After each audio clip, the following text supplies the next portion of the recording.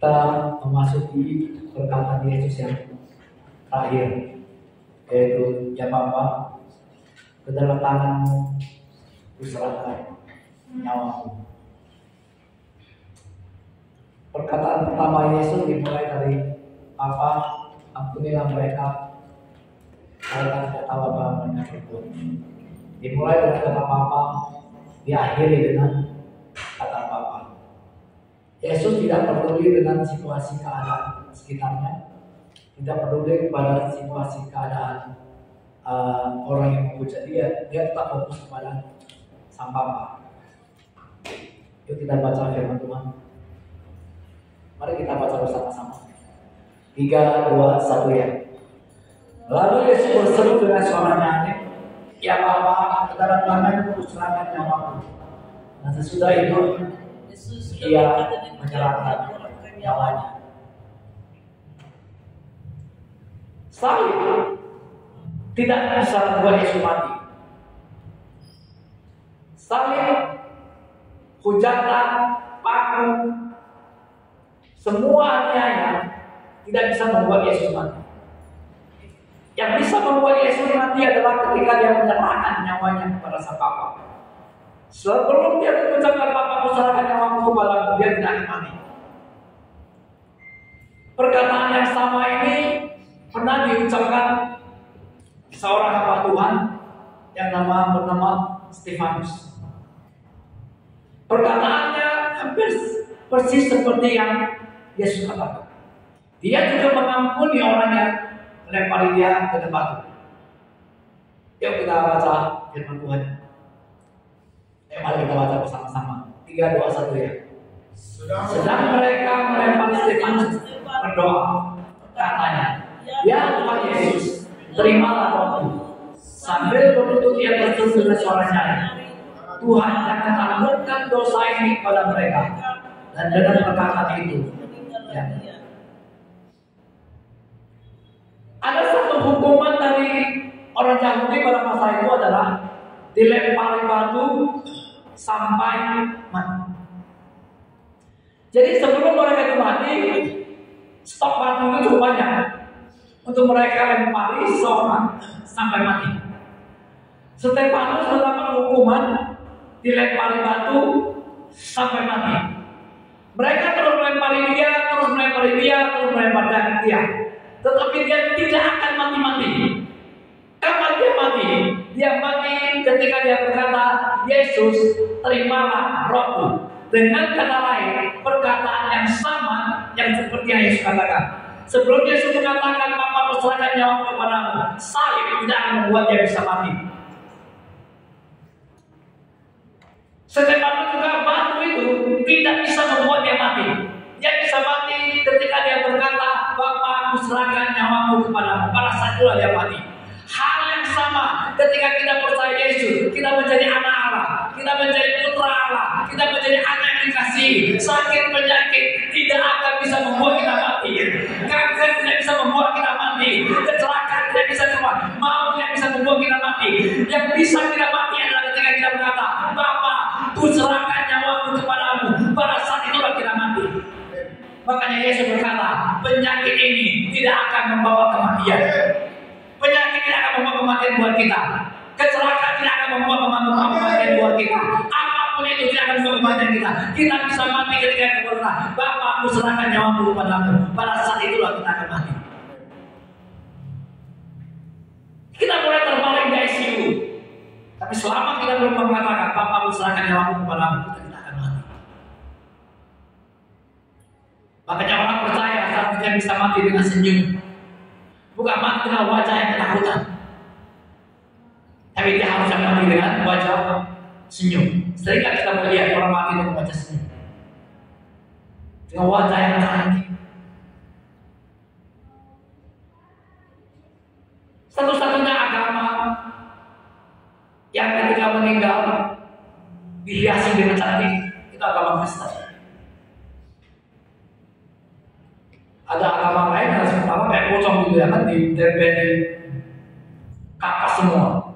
Lihatnya ngeri, serem.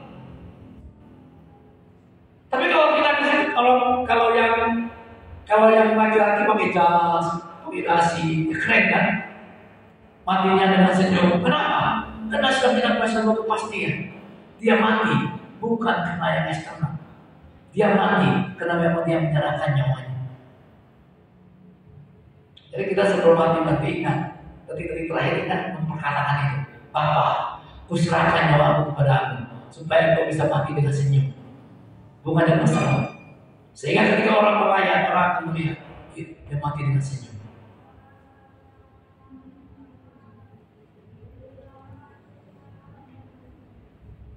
Jadi semuanya itu tidak bisa membawa kita kepada kematian.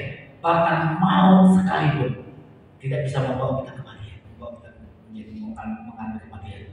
Kita bisa mati ketika kita berkata, Bapa, kuserahkan nyawaku kepadamu. Maka setiap mendoakan orang yang mau menangani terakhir, saya selalu bisikin telinganya. Pak, Bu, katakan, kuserahkan nyawaku kepadamu, matilah dia.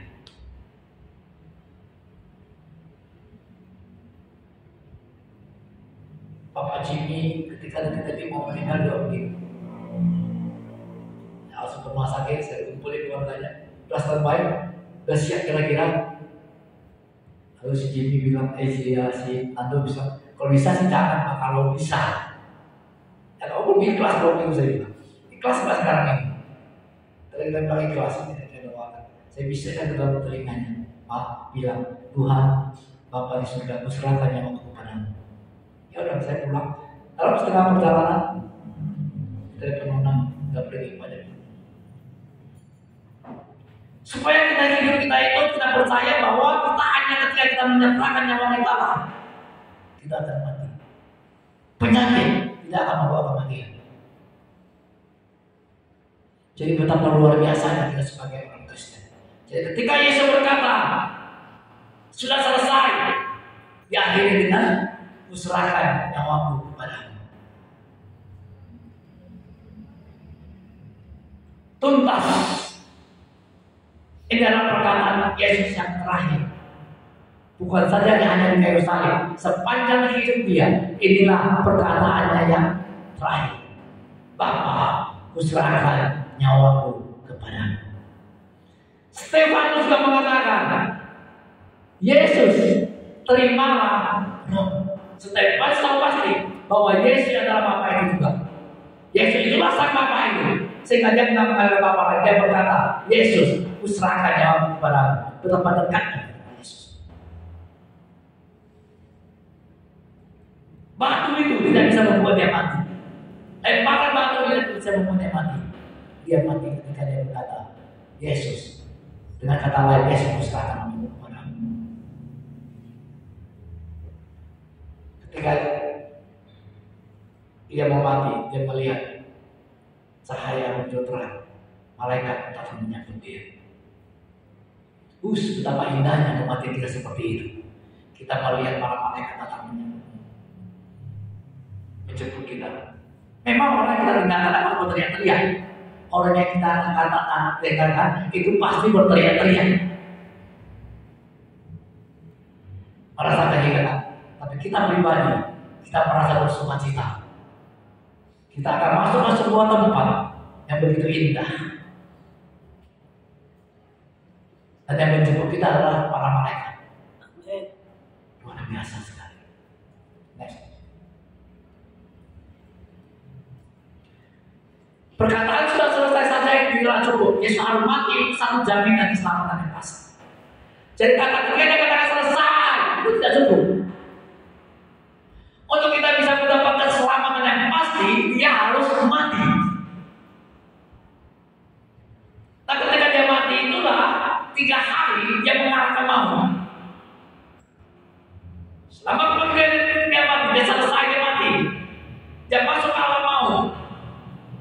Seperti Yunus masuk ke dalam perut ikan. Demikianlah anak manusia akan tinggal di perut bumi selama 3 hari.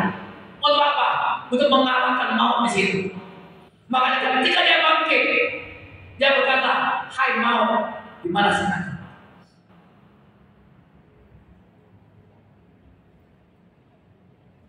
Jadi ketika dia berkata, Bapa, kuserahkan nyawaku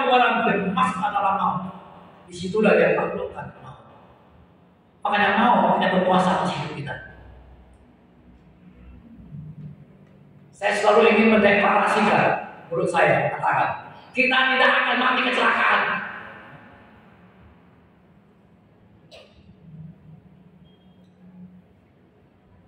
Kita akan mati setelah kita katakan, Bapa, aku serahkan nyawaku kepadamu. Apakah mati karena hukuman mati? Itu tidak akan kita alami. Kenapa? Karena mau telah dikatakan. Dan kita adalah orang-orang yang lebih daripada pemenang. Yesus mengalahkan maut, dan kemenangan itu dia berikan kepada kita dengan cuma-cuma. Yang berperang dia, yang menang kita. Makanya kita adalah lebih daripada pemenang. Dia pemenangnya, kita lebih dari pemenang. Kenapa dia bisa lebih dari pemenang? Karena kita adalah anak-anaknya. Kita bukan sekedar orang Kristen, tapi kita benar-benar anak Allah. Orang akan mengatakan terlalu sombong. Mungkin agama-agama yang mengatakan terlalu sombong.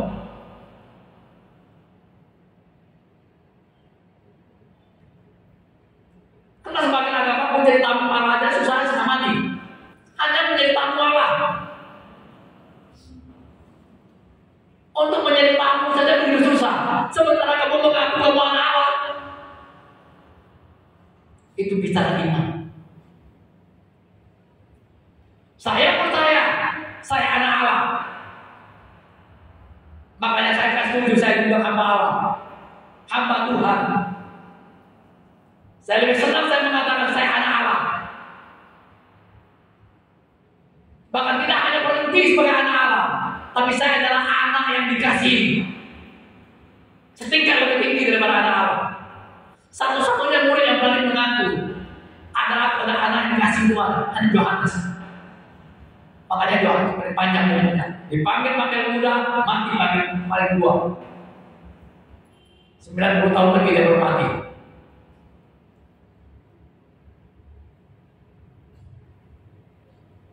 Untuk menyangkal Yesus, Polikarpus pernah diperhadapkan mau menyangkal Yesus atau dibakar hidup menjadi obor, menjadi penerang. Pada zaman penyiksaan dulu, karena saya nonton filmnya, film penyiksaan gajah mula-mula itu orang-orang percaya digantung di dinding itu, lalu disiram api, disiram minyak, dibakar menjadi obor untuk penerang di dalam. Ketika Polikarpus diperhadapkan seperti itu, dia berkata, Yesus sudah begitu baik sama aku. Dia memberikan segala-galanya banyak. Mana mungkin aku bisa menyangkal dia? Walaupun akhirnya dia dibakar hidup.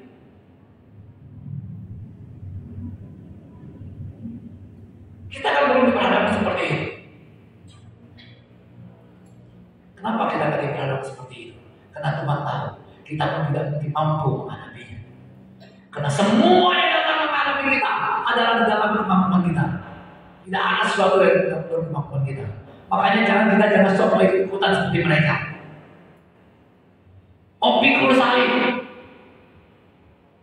Gak usah. Yesus yang telah pikul salib untuk kita. Mau kita pikul salib untuk dia. Karena memang itu di luar kemampuan kita. Oh, tapi ada orang-orang yang seperti itu. Yaitu orang itu. Gak semua. Petrus makin salib terbalik. Itu Petrus. Kita jangan sok-sok juga mau merasakan salib terbalik ini. Janganlah Petrus sendiri yang mati salib. Kita akan mati ketika kita berkata, Bapa, kuserahkan nyawaku kepadamu. Pada saat itulah kita mati. Kan lebih baik mati seperti itu, betul nggak? Ngapain kita mengimani mati di salib? Walaupun terlihat lebih keren dari lebih rohani. Dan pertanyaannya, apakah itu yang Tuhan inginkan?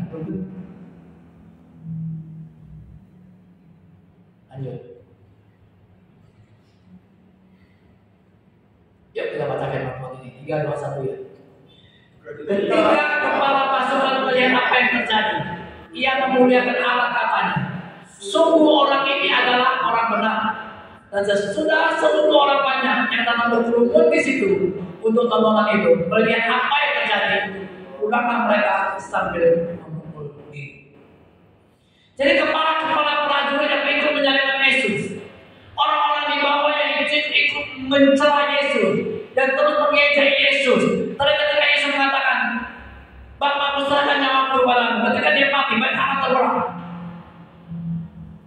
Gempa terjadi, sangat dahsyat sekali. Mereka akhirnya mengaku sungguh ini orang benar. Sayangnya mereka tidak mengaku dengan Tuhan. Mereka hanya mengatakan ini orang benar. Saya kira akhirnya mereka pulang dengan memukul diri mereka. Artinya ada sebuah penyesalan yang sangat luar biasa. Mengapa orang benar ini mesti kami aniaya? Mengapa orang benar ini mesti kami salib? Mengapa orang benar ini mesti kami ludahi? Mengapa orang benar ini harus kami pisah? Ada sebuah penyesalan yang sangat luar biasa terjadi pada saat itu. Mereka pulang dengan sambil memukul diri. Tapi penyesalan yang mereka tanggung oleh sang penyesal yang luar biasa, dia bisa sambil memukul dirinya sendiri.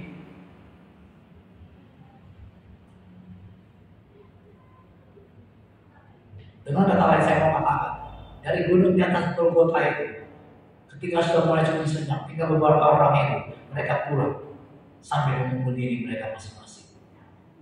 Sebab penyesalan yang begitu dalam, penyesalan yang tiada tahan. Saya percaya, kalau kita tidak menulis, saya percaya terakhir ini semua orang bertobat.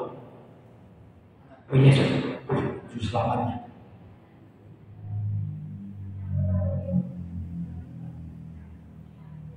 Makanya saya percaya suatu saat nanti pertobatan masalah akan terjadi di mana-mana. Penyesalan sama ketika mereka menyerahkan Yesus. Sekarang orang boleh saja mengatakan Israel ada jin segala macam, mereka boleh mengatakan itu semua boleh mengatakan. Mereka boleh melarang orang ibadah apapun, tapi saya hanya katakan hanya setan yang melarang orang ibadah. Hanya setan yang suka orang ibadah. Kita berharap suatu saat nanti orang-orang yang juga akan menyesal dan memukul dirinya. Hanya Tuhan yang bisa melakukan itu. Tidak ada satu manusia yang bisa melakukannya. Ini adalah manusia-manusia yang sangat kejam, kepala pasukan. Mereka adalah orang yang sangat sadis. Tapi mereka terakhir juga menyesal. Dan penyesalannya tidak tanggung-tanggung. Mereka menyesal sambil memukul diri mereka.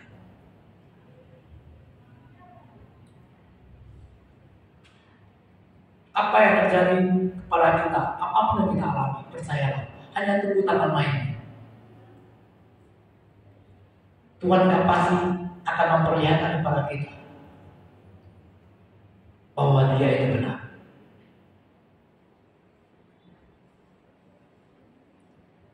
Dan kita sebagai orang percaya, hanya satu yang diharapkan Tuhan. Kita mesti menjadi orang yang konsisten untuk mempercayai. Jangan konsisten menjadi orang yang percaya.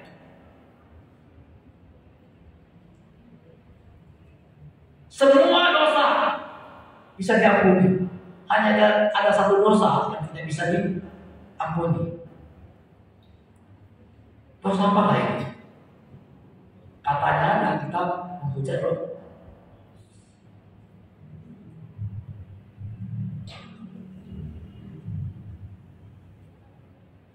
Masalahnya adalah pemahaman menghujat Roh Kudus itu apa?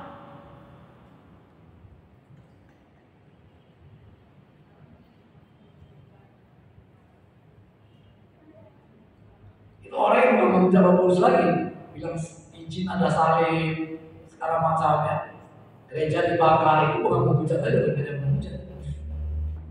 Tapi kalau kita pelajari, kita mengatakan mereka tidak percaya kepada Anak, tidak percaya kepada Bapa, tidak percaya kepada Roh Kudus. Artinya apa? Mereka menolak Kristus secara konsisten. Itu yang ada pengakuan.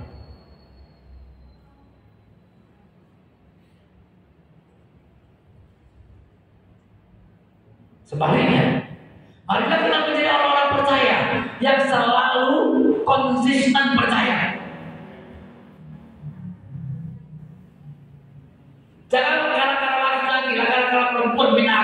bodoh kali. Apalagi gara-gara harta, gara-gara jabatan. Tidak boleh lakukan itu. Engkau harus tetap konsisten menjadi orang percaya. Karena Yesus tidak konsisten, sampai saya usahain. Dia konsisten.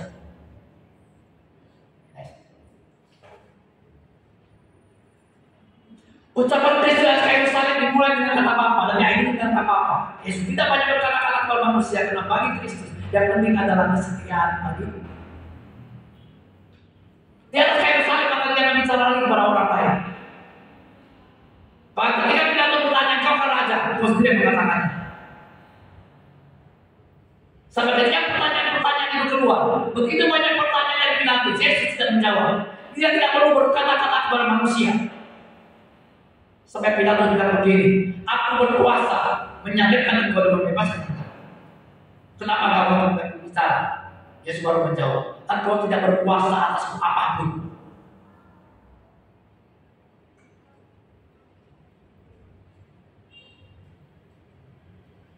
Kalau Yesus mau sedikit sombong, "Aku tidak akan mati sebelum aku serahkan nyawa." Bisa nggak dia ngomong sama Pilatus seperti itu? Bukan di tanganmu. Tapi Yesus tidak mau bicara sama mereka, karena mereka tidak layak untuk menerima firman Tuhan lagi. Sepanjang persidangan Yesus tidak banyak bicara lagi. Bahkan di salib dia hanya 7 kali berbicara. Dan ini adalah perkataan yang terakhir. "Bapa, aku serahkan nyawa kepadamu." Dia tidak peduli kepada semua orang, karena dia hanya fokus kepada Bapa yang surga. Dia hanya berbicara kepada Bapa. Setelah vertikal. Selama Yesus masih berfirman, marilah kita dengarkan firman-Nya.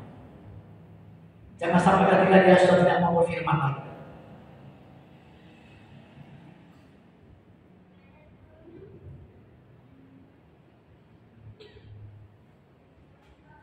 Zaman semakin akhir. Sepertinya tentang Yesus semakin dekat. Tapi apakah ya tentang Yesus akan kiamat? Enggak, saya percaya juga enggak. Jangan samakan tentang Yesus dan kiamat.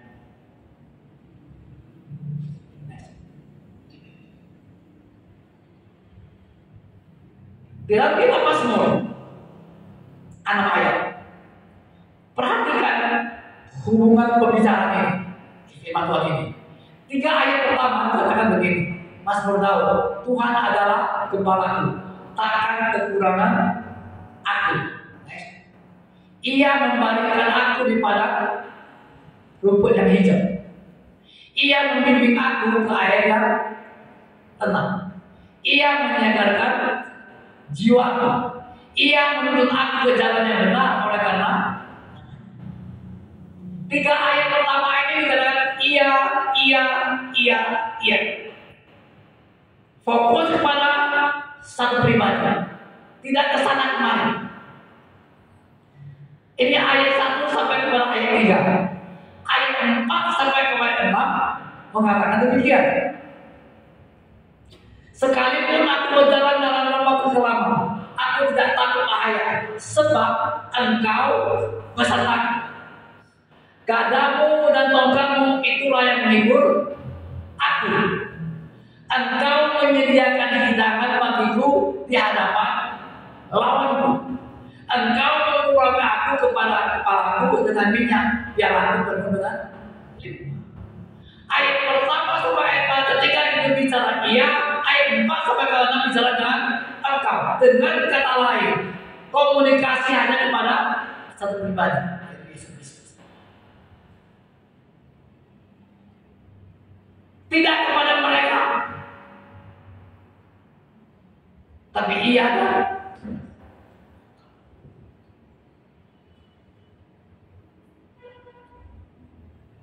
Hal yang sama saya percaya akan kita alami. Kita boleh saja pakai kata orang bilang, tidak boleh pakai kata Allah. Harap. Banyak pengajaran tidak boleh kata Allah. Sebenarnya menurut saya tergantung hati. Ketika Anda mengatakan, "Ya Allah, aku percaya kepada Engkau," Tergantung pikiran kepada siapa. Sama seperti ketika sekalipun engkau menyediakan hidangan kawin, ketika kata kawin kepada siapa kamu juga? Kan Yesus. Lihat di depan mau banyak kayaknya ada orang.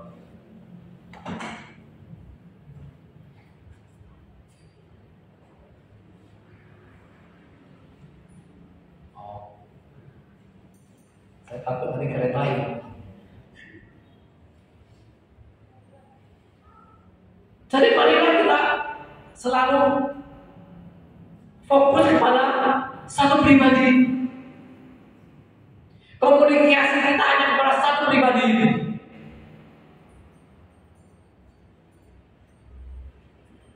Bahkan ketika ia mengatakan, aku akan menyertai engkau senantiasa. Kita sudah tahu pasti, secara otomatis pikiran kita ini pasti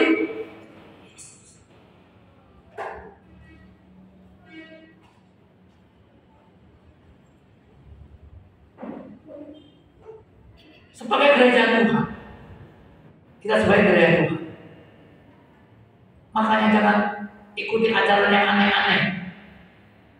Mari kita fokus kepada Sang Yesus saja. Fokus kepada diri dia. Sama seperti Yesus hanya fokus kepada Bapa. Dia tidak pusing dengan hal yang horizontal ini. Dia selalu berurusan dengan vertikal.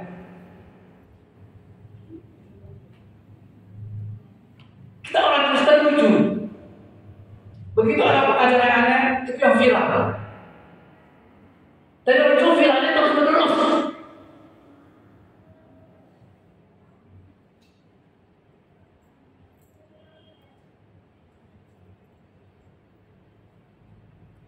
Walaupun itu yang salah, kalau diviralkan terus, lama-lama jadi benar saya. Kalaupun tidak semua orang, tapi sebagian orang akan percaya. Cuma diamin aja. Diamin aja biar dia sendiri tidak teriak. Masalahnya.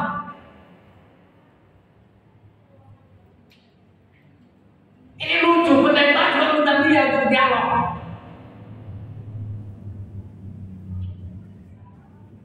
Mau jadi apa gereja?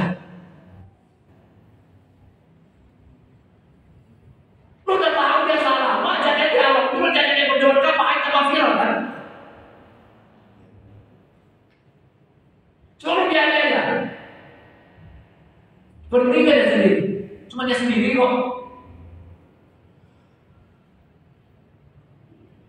Mari kita kembali fokus kepada Alkitab saja, Pak, yang sederhana. Kalau rasanya baca satu Alkitab kurang, kita bisa lihat kita bahasa sehari-hari itu.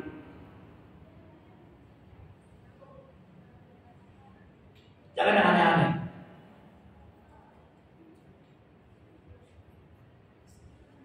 Karena itu akhirnya kita akan menyimpang. Mari kita belajar fokus kepada satu pribadi itu saja. Makanya ketika di atas gunungnya yang judul firman Yesus dimuliakan ini, tiba-tiba ada Yesus, ada Elia, ada Musa. Petrus langsung ngomong, betapa indahnya tempat ini, Guru. Akan kudirikan 3 tenda. 1 untuk Musa, 1 untuk Elia, 1 untuk engkau. Bagus gak ini? Dia punya niat baik. Dia mau memiliki 1 kemah untuk Musa, 1 untuk Elia, 1 untuk Yesus. Musa itu bicara Taurat. Elia itu bicara para nabi. Yesus bicara tentang kasih karunia. Ketika Petrus melihat ketiga-tiganya, Petrus maunya tiga-tiga ada di bumi ini. Tiga-tiga itu perlu. Jangan kemana-mana. Aku akan membuat 3 tenda, 3 kemah. Pada saat Petrus punya niat seperti itu saja, surga intervensi. Awan langsung datang. Tiba-tiba ada suara dari awan itu berkata, inilah anak yang kukasihi, kepadanya lah aku berkenan, dengarkanlah dia. Pada saat itu Elia hilang, Musa hilang, tinggal Yesus. Bapak mau ngomong seperti ini, Petrus, kau mau dengar lagi Taurat? Kita para nabi dengan hanya satu ini saja. Mereka berdua hilang. Makanya Yesus berkata, hukum Taurat dan kitab para nabi berlaku sampai zaman Yohanes. Sejak saat itu Kerajaan Allah diberitakan.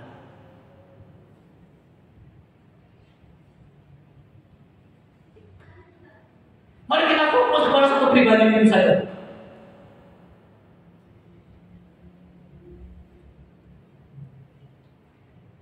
Begitu ada niat saja, intervensi datang. Baru ada niat Petrus, belum bangun kemana? Surga intervensi.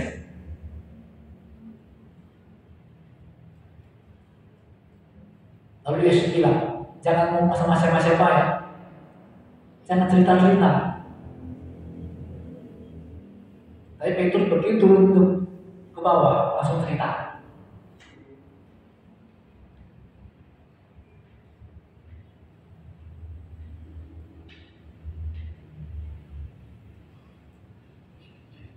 Kenapa bagi Yesus keselamatan itu sederhana. Hanya engkau percaya kepada aku saja. Percaya kepada aku yang diutus Bapa. Jangan yang aneh-aneh.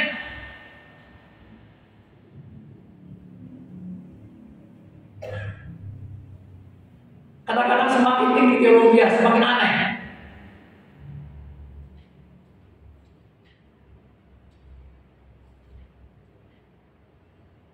Beberapa tahun yang lalu, masih berdebat ini masalah dibaptis dalam nama Bapa, Anak dan Roh Kudus, dan dibaptis dalam nama Yesus. Itu berdebat sama, tak berhenti. Esensinya bukan di situ, tapi kita sudah berdebat.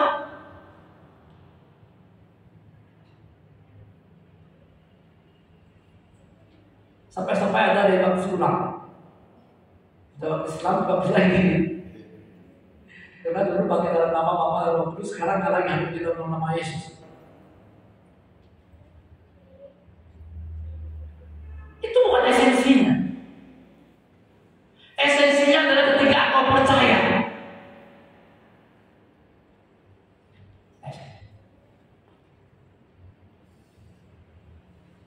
Yesus mati bukan karena sakit di kayu salib, tetapi karena Dia mengatakan dia Bapa kedatangan dan perserahkan.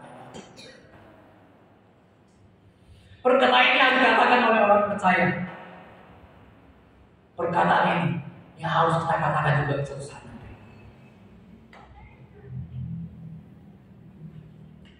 Jadi kita mati bukan karena kanker. Walaupun kita sakit kanker, tapi bukan itu yang membuat kita mati. Tapi saya berdoa jauhkan itu dari kita. Alangkah indahnya kalau kita mati seperti Musa. Matanya belum kabur, tenaganya belum berkurang, matilah dia. Kalau begitu kenapa Musa mati? Jadi kenapa Musa mati? Matanya belum kabur. Tenaganya berkurang, masih sehat. Kok bisa mati? Musa mati karena firman. Kejadian 6 ayat 3. Mulai sekarang kata Tuhan, umur manusia 120 tahun saja. Tak bisa lebih daripada itu. Jadi pada Musa mati, dia umur pas 120 tahun. Besok lebih, nggak bisa. Jadi Musa mati karena firman Tuhan. Hal yang sama akan kita alami. Kita mati karena firman Tuhan.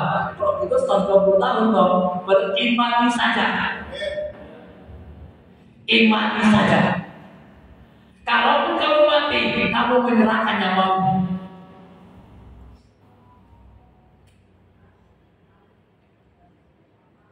Makanya orang bilang usia manusia 70, kalau gua 80 tahun, itu salah.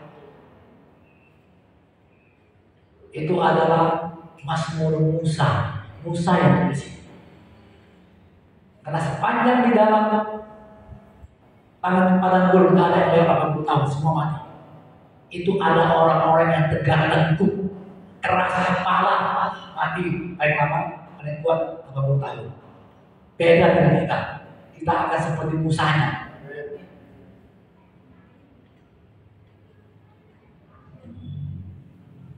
Umur manusia 110 tahun saja, kata saja.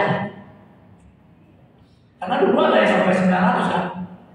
Sejak itu zaman Nuh. Lihat pelangi udah mulai sekarang gak usah banyak-banyak umur manusia. 120 tahun saja. Jadi Musa mati karena firman.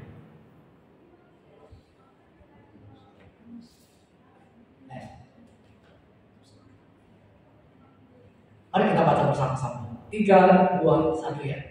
Tetapi semua orang yang menerimanya diberinya kuasa supaya menjadi anak-anak Allah, yaitu mereka yang percaya dalam namanya. Tidak ada yang lain-lain, hanya satu saja.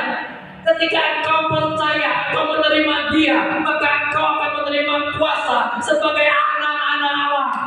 Tidak ada yang lain-lain. Kau mau baptis dalam nama Yesus, kau juga dalam nama Bapa, Anak, dan Roh Kudus. Kamu mau baptis Islam, mau baptis apapun itu, saya percaya. Ketika engkau menjadi orang percaya, menerima Dia, maka engkau akan menerima kuasa sebagai anak-anak Allah. Jangan berdebatkan hal yang tidak penting. Tidak ada syarat lain.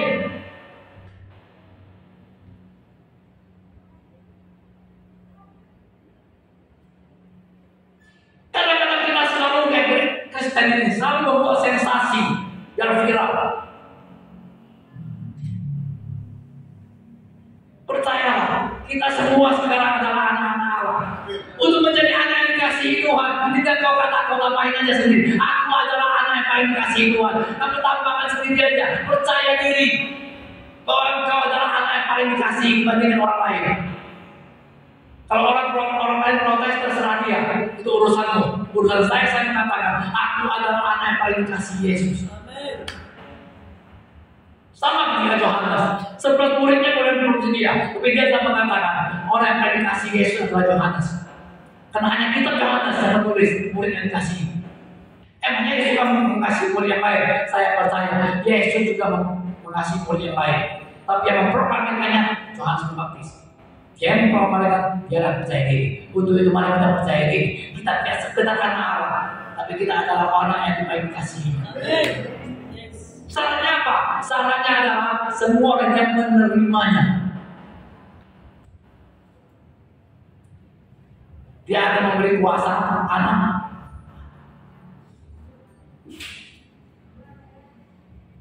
Bahkan kuasa anak Allah itu apa sih? Bisa membangkitkan orang mati. Kuasa anak Allah itu apa sih? Bisa berjalan di atas air.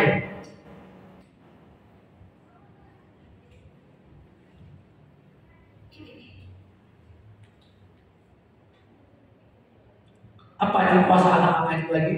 Bahkan bisa mengampuni dosa orang. Jangan begitu percaya diri. Hanya Yohanes juga yang menulis, yang mengatakan, apabila engkau mengampuni dosa orang, dosanya diampuni. Apabila engkau mengatakan dosa orang tidak tetap, maka dosanya tidak tetap. Itu kuasa anak Allah. Bahkan siapa percaya akan diberi kuasa menjadi anak-anak.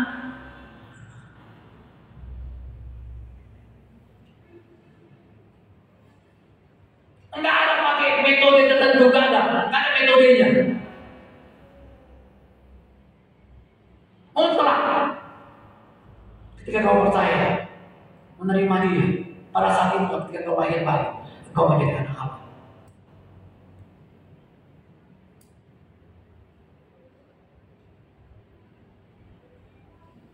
Ketika Yesus mengatakan, dosamu sudah diampuni, itu masalah buat orang Farisi.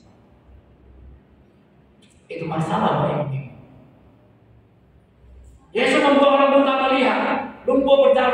mati dibangkitkan, itu tidak masalah besar buat mereka. Masalah paling besar buat mereka ketika Yesus berkata, dosamu sudah diampuni. Lalu mereka berkata, siapakah dia ini? Bukankah hanya Tuhan yang bisa mengampuni? Hanya Allah saja yang bisa mengampuni dosa orang. Siapa dia? Dia menghujat Allah. Lalu Yesus menjawab, di dunia ini Anak Allah berkuasa mengampuni dosa.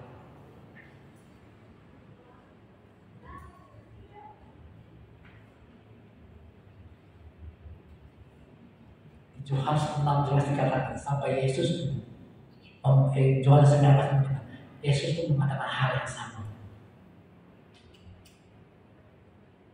Kalau engkau mengampuni dosa orang, dosanya diampuni. Kalau engkau mengatakan dosa orang tinggal tetap, dosanya akan tinggal tetap. Kuasa Allah yang ketanggung-tanggung.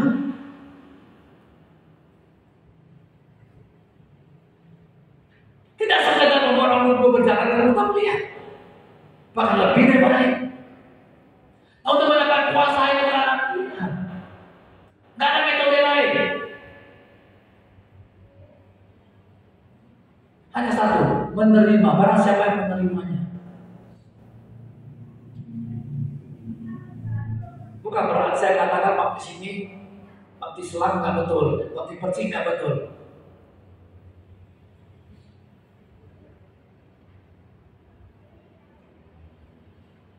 Karena baptis saja berantem antara gereja Lutheran sama gereja Karismatik.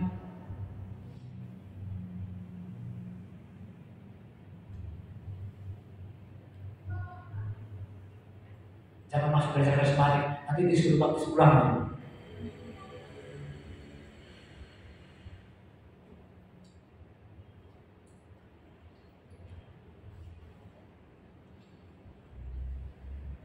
Kita gereja Karismatik ini kan merasa lebih ya. Jumpa orang yang masih HKBP, GBKB, ada bertobat lah. Kita suruh orang bertobat. Seakan-akan mereka belum bertobat, hanya gereja Karismatik yang sudah bertobat. Dalam hal ini saya sering mengatakan gereja Karismatik perlu bertobat. Itu bukan penginjilan. Itu membuat orang terluka.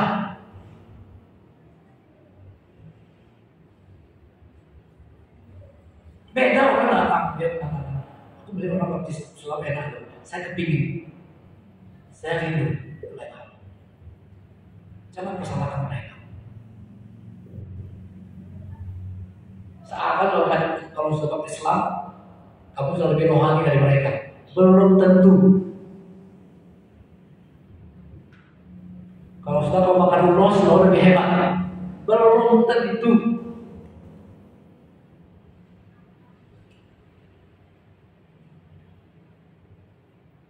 Karena Yesusnya katakan ketika kau menerimanya, dia akan memberi kau kuasa menjadi anak Allah.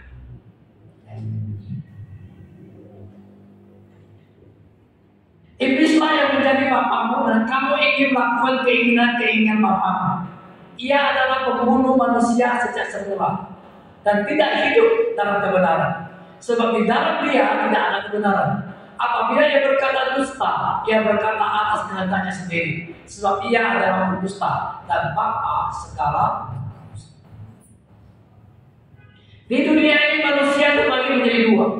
Satu menjadi anak Allah, dua menjadi anak setan.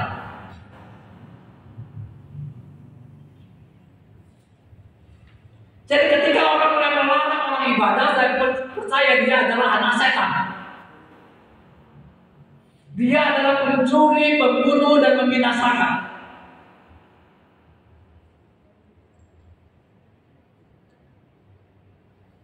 Karena memang pada dasarnya bapaknya adalah sang bapak pendusta. Sementara kita adalah anak Allah.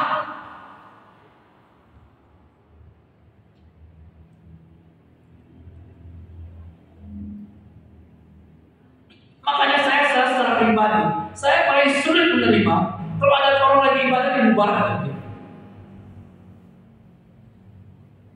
Ngeri kali saya rasa. Dia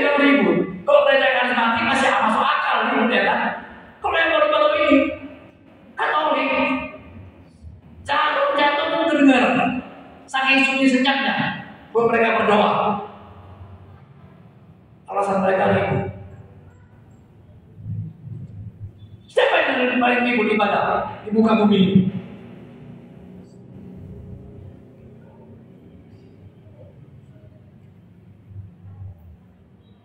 Saya paling ada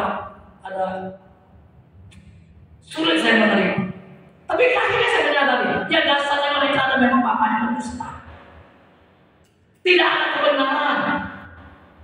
Iblislah yang menjadi bapamu, dan kamu ingin melakukan keinginan bapamu. Yang mereka lakukan adalah keinginan bapaknya. Karena bapaknya itu tidak mengenal kebenaran.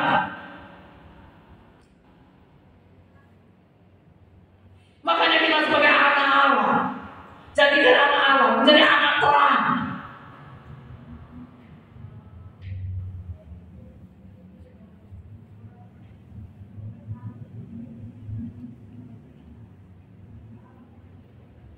Kalau kita ikuti hawa nafsu kita juga, saatnya gereja Katolik juga melakukan hal yang sama. Seluruh orang Katolik keluar, orang mulai tangan sana, penuh juga ya. Tapi saya percaya, kalau kita orang yang percaya Kristen, lepas dari Katolik atau Kristen,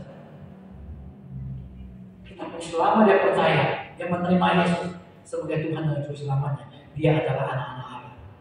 Sehingga dia mengenal kebenaran, dan kebenaran itu akan memerdekakan dia.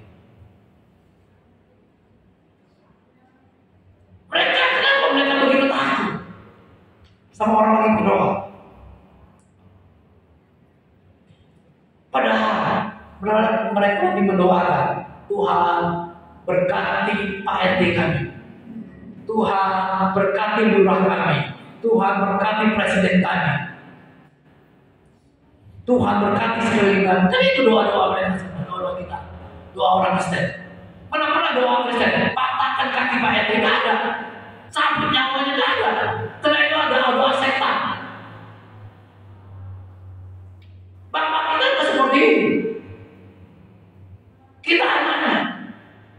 Bapak kita mengajarkan kepada kita, berkatilah orang yang menganiaya anak. Itu bapak kita. Kalau bapaknya setan beda. Mereka ingin merusak hidup kita. Maka kita lagi berdoa, dia mendoakan dia pun dia tetap menyerang. Saya masuk rumah sakit pakai pisau. Mereka selalu mengandalkan pedang. Kita mengandalkan pedang roh, yaitu kebenaran.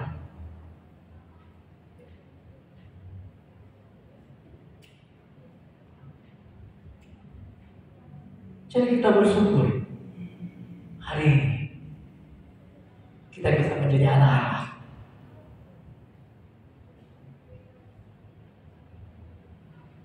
Yesus berkata, Bapa, aku serahkan nyawaku kepadamu. Hal yang sama akan kita lakukan juga, akan kita katakan juga ketika detik-detik terakhir kita meninggalkan dunia ini. Saya ingatkan sekali lagi, penyakit tidak akan membawa kematian. Ketika Lazarus sakit, hampir mati, dan terakhirnya mati benar. Yesus sengaja dengan 3 hari lagi di sini. Lalu dia berkata, penyakit ini tidak membawa kematian. Jadi mulai sekarang kalau ada orang sakit kanker, bilang sama dia, penyakit ini tidak membawa kematian. Penyakit tidak akan membawa kematian buat kita. Bisakah kita mengalami penyakit? Bisa. Karena banyak faktor.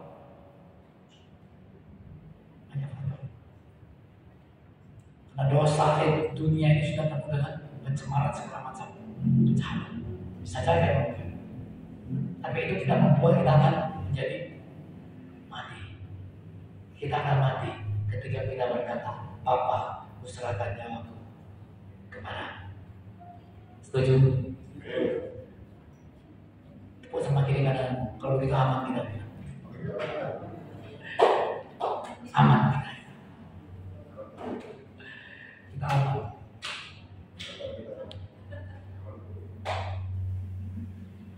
Tadi malam 2 hari lalu ibu kepala sakit. Tiba-tiba buat saya terkejut. Batuk. Pak, bangun kenapa?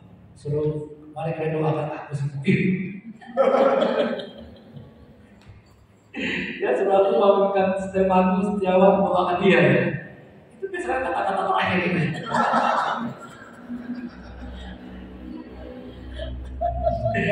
Lalu saya malam itu saya ke Bapak Setiawan dan saya doakan saya bilang berdoa.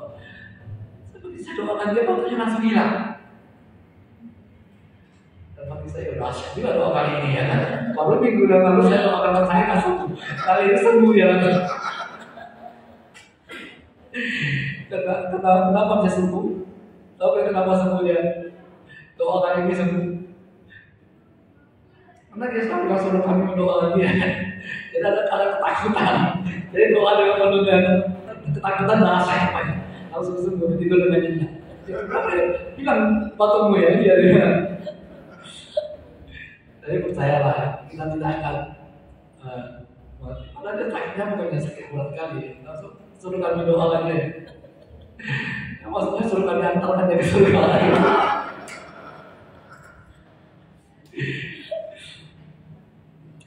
Kita akan panjang umur ya kan. Amin. Soalnya cucu belum ada ya kan. Masa cepat kali pergi ada Tuhan. Kita belum saatnya kita berkata Bapak misalnya 20 tahun. Masih belum lagi. Yang minimal 25 tahun lagi lah. Ya kan? Sudah saya lihat anak-anak semua yang ada di sini jadi pejabat ya kan. Sudah sempat kuliah dulu ya, jadi bupati, yang jadi pejabat, yang jadi kadis, yang jadi kaya raya. Paling tidak itu saya lihat dulu apa berpuasa besar. Diserahkan yang mampu kepadamu. Sebelum itu jangan dulu lah, ya kan. Tiba-tiba aku dengar Siti jadi bupati ya kan. Tiba-tiba Jifarnya jadi kepala dinas. Aneh lah kita lihat seperti itu. Barulah setelah itu aku puas. Baru aku bilang, Bapak aku serahkan nyawaku kepadamu, matilah. Kalau bisa mengucapkannya itu jangan di ICU, di rumah aja, ya kan? Bapak aku serahkan nyawaku kepadamu, sama seperti Yesus. Kenapa kita bisa mengatakan seperti itu? Karena kita adalah anak-anak Allah. Bahkan ditambah dengan yang dikasihinya. Kita berdoa. Bapak terima kasih Tuhan. Kami bersyukur.